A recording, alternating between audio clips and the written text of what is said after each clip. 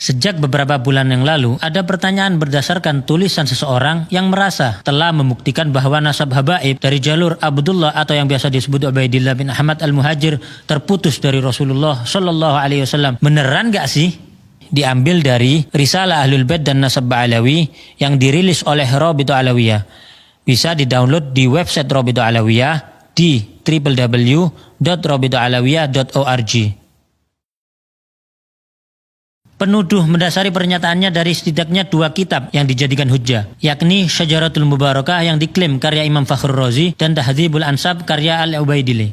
Dikatakan bahwa dalam kedua kitab tersebut tidak ada nama Ubaidillah bin Ahmad al-Muhajir, ayah dari Alawi yang wafat abad 4 Hijriah, datuknya para Alawiyin.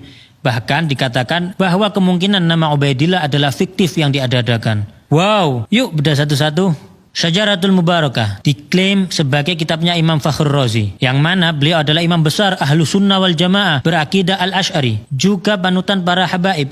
Tapi janggalnya, kitab tersebut tidak pernah tercatat dalam sejarah sebagai kitab beliau. Kok bisa? Di dalam kitab-kitab ulama besar Ahlus Sunnah yang sangat mengenal Imam Fakhrur Razi secara detail, tidak ada yang menyebutkan kitab tersebut sebagai karya tulis beliau, seperti Az-Zirikli dalam Al-Alam, Al-Hamawi dalam Mu'jam Udaba, dan Ibnu Khalikan dalam Wafiatul A'yan. Tidak ada satupun yang menyebutkan kitab ini dalam karya Imam Fakhruddin Ar-Razi yang wafat pada tahun 606 Hijriah. Kitab ini baru ditemukan di tahun 1418 Hijriah seperti yang tertulis di halaman 13 kitab tersebut, yang artinya ditemukan tahun 1997 Masehi atau baru 26 tahun yang lalu. Luar biasa. Ternyata yang mengatakan kitab ini sebagai kitab Imam Fakhrur Razi, sebagaimana tertulis pada kitab tersebut di halaman 12-nya, bernama Al-Mar'ashi An-Najafi, yang menemukan kitab tersebut dan memerintahkan muridnya Mahdi Ar-Rajai mentahqiq atau menulis kembali kitab ini. Kok bisa kitab tersebut tersembunyi dan baru muncul 812 tahun setelah wafatnya Imam Fakhrur Razi? Jika memang penuduh yakin, maka datangkanlah kepada kami satu bukti tertulis pada abad 7, 8, 9 atau bahkan 10 Hijriah dari ulama Ahlus Sunnah ternama yang menyebutkan ini adalah kitab Imam Ar-Razi. Dan bagaimana mungkin menisbatkan kitab yang baru ditemukan kemarin sore sebagai kitab abad ke-6? Penuduh cenderung selalu menghindar dari pertanyaan ini. Penuduh berdalih bahwa si penemu kitab dan pentahqiqnya pun pada halaman 11 mengakui bahwa beliau terkejut saat menemukan kitab ini. Dan gak perlu penuduh meminta Rabithah Alawiyah ngecek ke perpustakaan di Istanbul, karena Rabithah tidak dalam keraguan sedikit pun. Justru penuduh yang harus mendatangkan bukti dari abad awal. Apalagi banyak kejanggalan pada kitab tersebut, seperti banyaknya nama besar yang tidak tercatat, seperti Syekh Abdul Qadir Al-Jailani yang hidup sezaman dan sewilayah dengan Imam Ar-Razi. Justru tidak tercantum dalam kitab tersebut dan banyak nama lain. Bahkan pada halaman 92 disebutkan Imam Ar-Razi, sosok ulama besar Ahlus Sunnah, justru dikatakan meyakini Imam 12 Syiah dan mengatakan Imam Mahdi sudah lahir menunggu pembebasan. Jadi sangatlah wajar jika banyak pihak yang 1000% meragukan kitab tersebut sebagai tulisan Imam Fakhrur Razi. Uniknya lagi adalah baik Mahdi Ar-Rajai selaku mentahqiq dan Mar'ashi An-Najafi selaku penemu sama-sama punya kitab nasab tulisan mereka sendiri yang mengakui nasab Ubaidillah bin Ahmad, bahkan menuliskan pengakuan ketersambungan ke Rasulullah Shallallahu Alaihi Wasallam, suatu fakta yang tidak banyak dibahas. Oke, satu hujjah penuduh kita coret dulu. Lanjut hujjah kedua. Kitab Tahdzibul Ansab. Kitab ini karangan Syekh Ubaidili. Beliau adalah seorang ahli nasab yang mana dalam kitab tersebut Al-Ubaidili hanya menyebutkan di antara anak Ahmad bin Isa. Artinya beliau tidak berniat menyebutkan seluruhnya.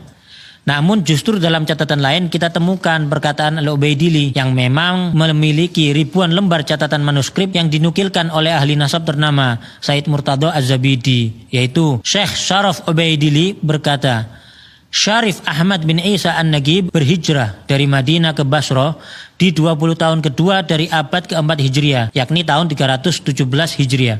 Beliau keluar bersama putranya Abdullah ke arah timur. Dengan demikian, Al-Ubaidili justru menjadi ahli nasab abad ke-5 yang turut mengakui adanya Abdullah bin Ahmad.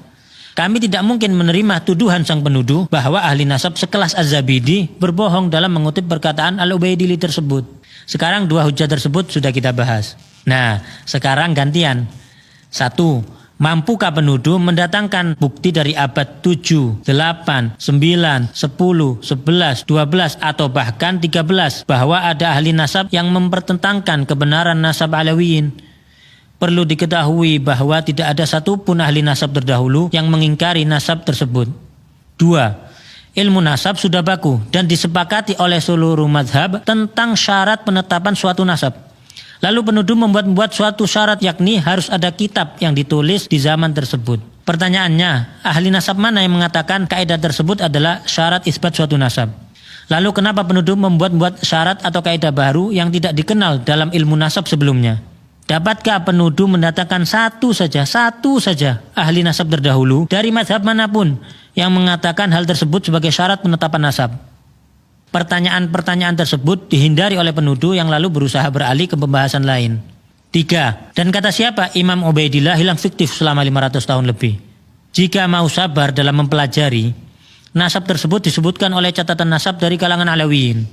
Tapi mengingat penuduh tidak berkenan dengan catatan nasab dari kalangan Alawiyin, mari kita lihat sebagian dari banyaknya bukti tertulis oleh para ulama ternama dari zaman ke zaman yang mengakui nasab Alawiyin, termasuk Abdullah bin Ahmad, seperti Al-Janadi yang telah menyebutkan nasab Abdullah bin Ahmad.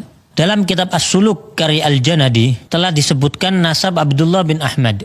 Lalu penuduh hendak mengecoh dengan mengatakan Abdullah yang di kitab dan Ubaidillah adalah orang yang berbeda. Oke, enggak apa-apa. Maka siapakah Abdullah yang dimaksudkan oleh penuduh? Sebutkan bukti sejarah, makamnya di mana. Juga sebutkan keturunan Abdullah yang dimaksudkan penuduh hingga lokasi mereka saat ini. Termasuk juga siapa Abul Hasan Ali bin Jadid yang disebutkan oleh Al-Janadi tersebut, disertai bukti-bukti sejarahnya. Ditambah lagi statement menggelitik seperti Ba'alawi yang tercatat pada kitab terdahulu berbeda dengan Ba'alawi yang sekarang. Maka datangkanlah bukti sejarah bahwa ada kabilah lain di Hadramut yang juga disebut Ba'alawi. Dan ada kelompok lain yang nasabnya seperti disebutkan Al-Janadi dan lainnya, disertai lokasi makamnya, sejarahnya, juga data keturunannya. Al-Yafi'i, Al-Malikul Afdal yang juga menyebutkan nasab Abdullah bin Ahmad. Ali bin Al-Hasan Al-Khasraji juga menuliskan nasab yang sama. Al-Husain bin Abdurrahman Al-Ahdal yang menuliskan nasab keturunan Abdullah bin Ahmad. Abil Abbas Ahmad Asy-Syaraji Az-Zabidi yang turut menyebutkan nasab Alawiyin yang tersambung. Imam As-Sakhawi yang menyebutkan nasab yang bersambung pada Ubaidillah bin Ahmad. Imam Ibnu Hajar Al-Haytami, ulama besar yang juga ahli nasab yang turut menyebutkan sanadnya bersambung ke Ubaidillah bin Ahmad. Al-Ayashi yang menyebutkan nasab yang bersambung hingga Ubaidillah bin Ahmad. Syekh Al-Muhibbi dalam kitabnya Khulasatul Athar menuturkan keluarga Ba'alawi dinisbatkan kepada Alwi. Alwi ini adalah putra Ubaidillah bin Ahmad bin Isa. Beliau adalah sosok yang menjadi muara berkumpulnya nasab mereka. Nasab mereka telah disepakati oleh para ulama ahli tahqiq dan telah diperhatikan untuk dijelaskan oleh banyak ulama. Lalu Syekh Yusuf An-Nabhani, seorang mufti besar dan guru dari para ulama Ahlus Sunnah wal Jamaah, guru dari Hadratus Syekh Hashim Asy'ari, menjelaskan dalam mukaddimah kitabnya Riyadul Jannah, sesungguhnya para sada al-Ba'alawi telah disepakati oleh umat Nabi Muhammad SAW di sepanjang masa dan di setiap tempat, bahwa mereka termasuk Ahlul Bait yang paling sahih nasabnya, paling kokoh kemuliaannya, dan paling banyak ilmu, amal, keutamaan, serta adabnya. Hadratus Syekh Hashim Asy'ari bahkan mencantumkan Al-Habib Ahmad bin Abdullah As-Segaf yang merupakan salah satu pendiri Rabithah Alawiyah dalam Qanun Asasi saat pendirian Nahdlatul Ulama. Kita tentu tidak merasa perlu meyakinkan penuduh untuk mempercayai dan menghargai para ulama-ulama tersebut, karena mereka semua bagai matahari di siang hari yang dikenal luas kejujuran dan keilmuannya. Tidak mungkin para ulama-ulama besar tersebut sengaja berbohong bersama-sama dan tidak berusaha memastikan informasi yang mereka sampaikan, apalagi Rasulullah SAW menyampaikan ancaman neraka bagi yang berbohong atas nasab. Sejarah Alawiyin telah jelas disertai lokasi makam dan tempat bersejarah mereka yang terjaga hingga kini. Dapatkah penuduh sebutkan satu saja ulama atau ahli nasab terdahulu di Hadramut yang menafikan bukti-bukti sejarah tersebut? Lalu apakah catatan nasab Rabithah Alawiyah diakui ahli nasab dan nakobah internasional? Tentunya tidak hanya sekedar surat dengan cap dan tanda tangan. Hubungan dengan ahli nasab dan nakobah di Yaman terjalin dengan baik. Nakobah Mesir yang beberapa kali berkunjung ke Rabithah Alawiyah. Nakobah Al-Idrisi Al-Hasani Libya yang memiliki hubungan baik dengan Rabithah Alawiyah. Syekh Dr. Muhammad Asy-Syuhumi Al-Idrisi bahkan mengatakan, bisa saya katakan bahwa paling bagusnya Rabithah dari semua Rabithah yang mencatat garis keturunan anak cucu Nabi Muhammad SAW, yang paling bagus adalah Rabithah yang ada di Indonesia, yang paling teratur dan paling memiliki kesemangatan untuk memperbaiki, termasuk adanya takrir pengakuan nasab Alawiyin oleh Imam Yaman Yahya Hamiduddin, juga takrir di Hijaz yang terdapat dalam tulisan Syarif Ibrahim bin Mansur Al-Amir. Bahkan Alawiyin beberapa kali dipercaya menjadi pimpinan Naqabatul Ashraf di Hijaz, Makkah dan Madinah hingga masa pemerintahan Utsmani. Alawiyin tidak sedikit pun ditolak atau diragukan untuk memimpin para keturunan Rasulullah di Hijaz atau di Yaman oleh para ulama besar setempat dan para keturunan lainnya. Salah satunya yaitu Al-Habib Alwi bin Ahmad As-Siggaf, mufti madhab Syafi'i di kota Mekkah pada zamannya, dan pengarang kitab Tarsyihul Mustafidin, salah satu kitab fikih rujukan para ulama dunia termasuk di Nusantara. Lalu penuduh rajin sebut tes DNA sebagai solusi. Mungkin informasi tentang fatwa larangan menggunakan tes DNA untuk nasab yang jauh belum sampai kepada penuduh, yakni Lembaga Internasional Rabithah Alam Islami di Hijaz, Darul Ifta Qatar, dan Darul Ifta Mesir yang telah memberikan fatwa melarang isbat nasab jauh melalui tes DNA. Atau menuduh jumlah keturunan ke-38 sampai 44 sebagai tidak logis. Maka penuduh perlu melihat jumlah keturunan dari jalur keturunan Rasulullah lainnya selain Alawiyin, yang ternyata juga di range yang sama. Karena coba-coba hitung pakai kalkulator, ternyata justru beresiko malah jadi menafikan adanya keturunan Rasulullah SAW.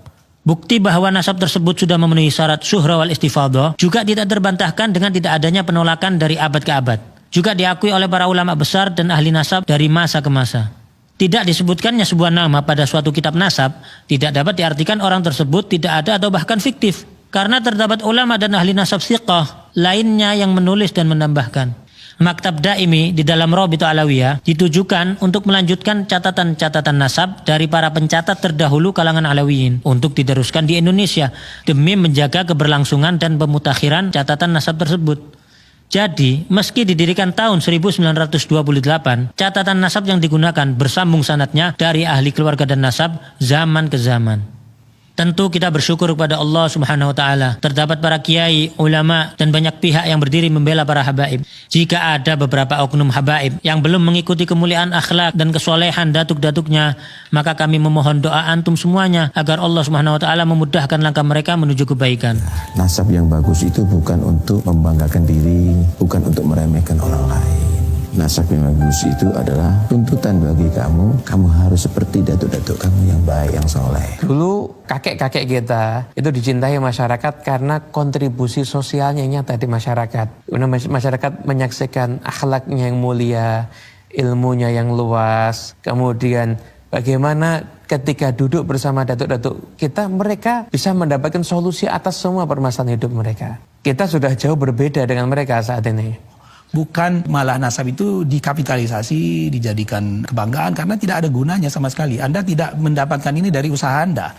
Dan kepada para habaib yang telah berusaha melanjutkan estafet keilmuan, akhlak, juga kontribusi bermasyarakat sebagaimana datuk-datuknya, maka kami mohon doa agar mereka pun diberi kekuatan oleh Allah untuk dapat istiqamah. Rasulullah SAW bersabda, barang siapa mengaku-ngaku nasab atau keturunan yang dia sendiri tidak mengetahuinya, maka jadi kafirlah ia kepada Allah. Dan barang siapa mengingkari nasab, walaupun samar nasab tersebut, maka kafirlah ia kepada Allah.